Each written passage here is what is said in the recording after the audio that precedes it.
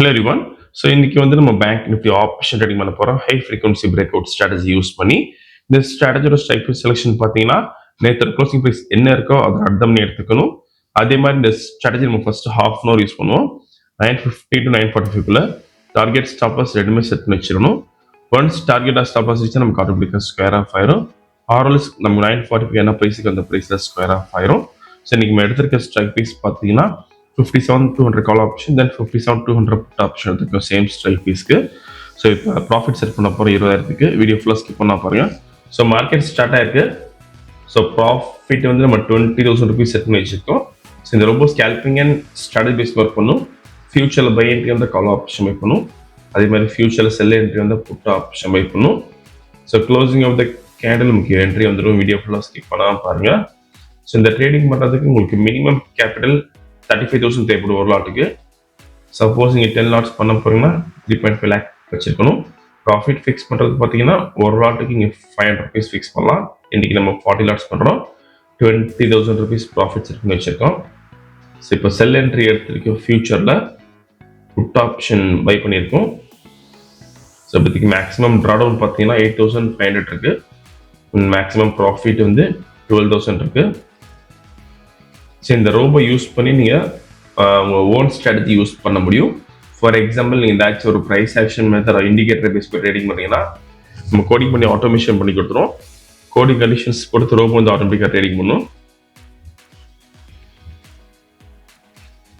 So indicator means இப்போ நீங்கள் ஏதாச்சும் ஒரு சூப்பர் ட்ரெண்ட் இண்டிகேட்டர் யூஸ் பண்ணீங்கன்னா ஸோ சூப்பர் ட்ரெண்டில் எப்போ நமக்கு பை வருதோ அப்போ நமக்கு வந்து கால் ஆப்ஷன் எடுத்துரும்.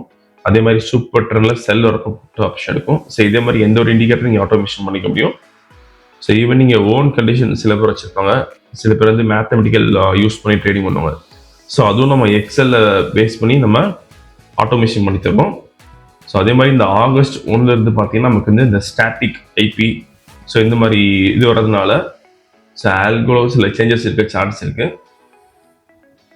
ஸோ இப்போதைக்கு மேக்ஸிமம் ப்ராஃபிட் 12,390 இருக்கு. அண்ட் ட்ராடவுன் பார்த்தீங்கன்னா 12,320 இருக்கு.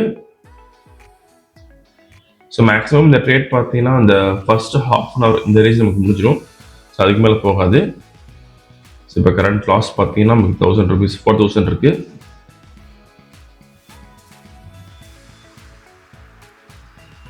ஓகே, இப்போ 7,000 ப்ராஃபிட் இருக்கு.